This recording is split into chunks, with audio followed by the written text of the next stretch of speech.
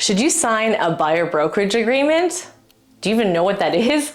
Watch this video, we're gonna talk about that. Hey, I'm Melody Wilson. I'm a realtor here in Edmonton. I'm gonna talk to you about what a buyer brokerage agreement is. Now, you might be thinking about working with a realtor, or maybe a realtor has asked you, or maybe I've asked you to sign a buyer brokerage agreement. What is it? A buyer brokerage agreement, easier term is a buyer agreement. Basically, it's an agreement between yourself, the buyer, and myself, the realtor.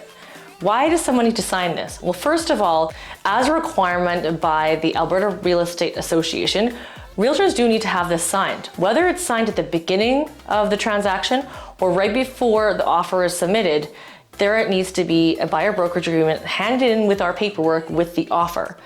I always like to be right up front to get this contract signed with you at the very beginning of working with you. And why do we do this? Because I want to be held accountable. I want you to know that I'm going to provide all these services, and if you're not happy, that you can then change your mind and you can end the agreement. When you sign a buyer agreement, you are not locked in. A lot of people feel like they're locked in. They may have had some bad experiences prior because they signed paperwork and that person didn't let them out, but that's not the case at all. Any contract, as you well know, always has an option to have an early end or a termination or whatever you want to call the word. You are not locked in.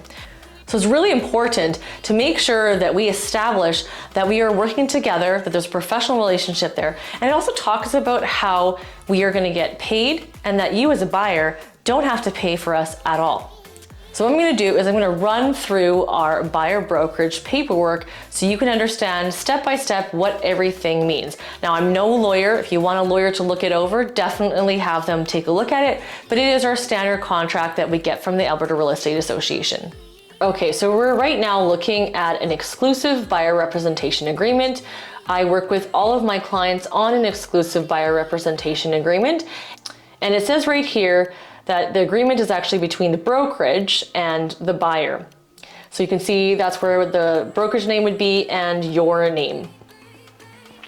Now the next section is just going to talk about the property and search criteria. So we would have already met to talk about what your criteria is. And so property type would be either single family, maybe it's an acreage, maybe it's a condo. We would fill that in here. Market areas are going to be areas that you're considering, such as Edmonton. Now, if you haven't quite decided, we may put Edmonton in area to cover all the different surrounding areas of Edmonton, or maybe you're just very specific on the city, then we'll just put Edmonton.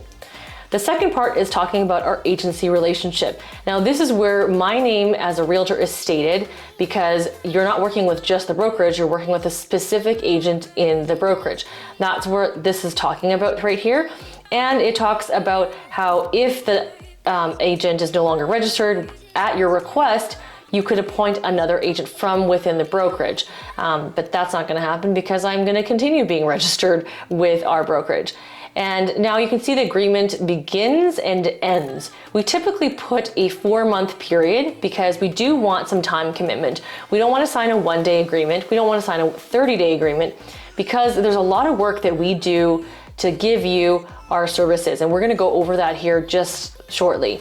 Some realtors don't do the same amount of services and they might be able to accommodate, but for us, we do a lot of accommodation in terms of providing you access to our team and our services and myself in terms of my time as well.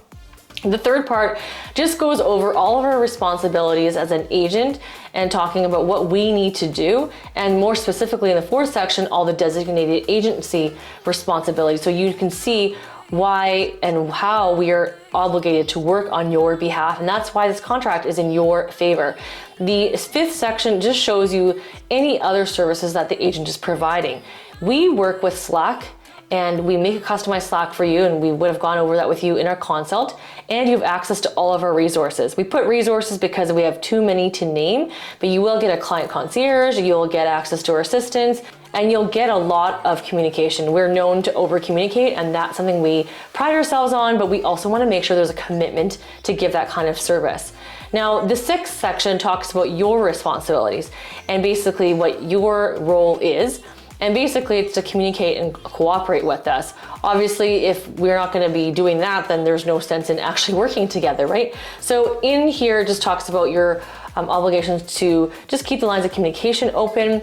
And here, this 6.2 just talks about, you know, if you've actually gone through all the details with us and then you're starting to see homes without us, but secretly, then you write up an offer and you try to cut us out of it. This is just addressing that we are working for you. If you do want to go look at houses with someone else, that we just ask that everything is all up front, and we want to make sure we represent you properly.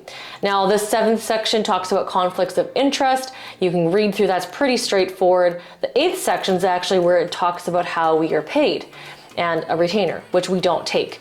The fee and how we get paid, and how we get paid, but payable by the sellers from the proceeds of the home once we actually find you a place. So you will not owe any money if we don't find you a home. You won't owe any money out of your pocket. This is coming from the seller, whether it's a new build or a private sale. Everything is paid, and you can see the $0 for the retainer. There's always questions about 8.3 in terms of you must pay our fee. People think that they're going to have to pay a fee if they don't find anything. That's not the case at all. So section 8.3, I always get a lot of questions on because they're worried that they have to pay me a fee if they don't find a house. And that's not the case at all. That's not what that is there for. If you've written an offer on a property that we have introduced you, shown you, and done all this work, that is basically protecting to make sure I get paid versus you trying to, you know, sneak away and go and talk to the agent and write up an offer and try to get me out of that, or you non-waive and then you go back, or, you know, it's just protecting people from not being sneaky. And if I'm working with you, I probably know that you're not being sneaky. And this agreement, again, it's all legalese, it's legal terms. This has been written by a lawyer. Personal confidential information, we will be asking you information and we will not be disclosing this to anybody. We do have a lot of obligations to get information, so it's kind of weird that we have to get so much information, but it's also to make sure there's nothing happening in terms of money laundering. And of course, I don't think you're money laundering, but that's something we have to do to protect yourself and ourself. The next few sections are just legalese in terms of ongoing obligations, indemnification.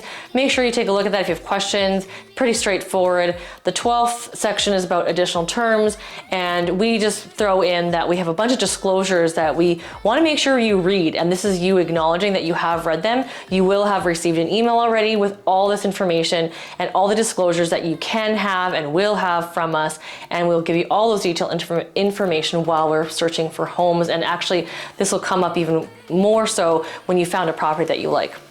Now, remember that section where I said if you want to end the agreement? That's section 13 right here. If things aren't working out, this is the way you can early end the agreement. You are not trapped, like I said. The next section talks about other details. We do include a consumer relationships guide, which is very straightforward. And like I mentioned, the disclosure checklist and forms for you to look at. The next section is just you acknowledging again, so it's very straightforward. Contact information, and again, and then the brokerage and rep information, and then of course your signature. So that's the summary of what the buyer brokerage agreement is, why you should sign it. So are you looking to buy and sell and you want to sign that buyer agreement with me? Well, make sure to contact me. I'd be happy to talk to you all about your real estate needs. Plus, check out our Battle of Alberta, Edmonton versus Calgary videos here.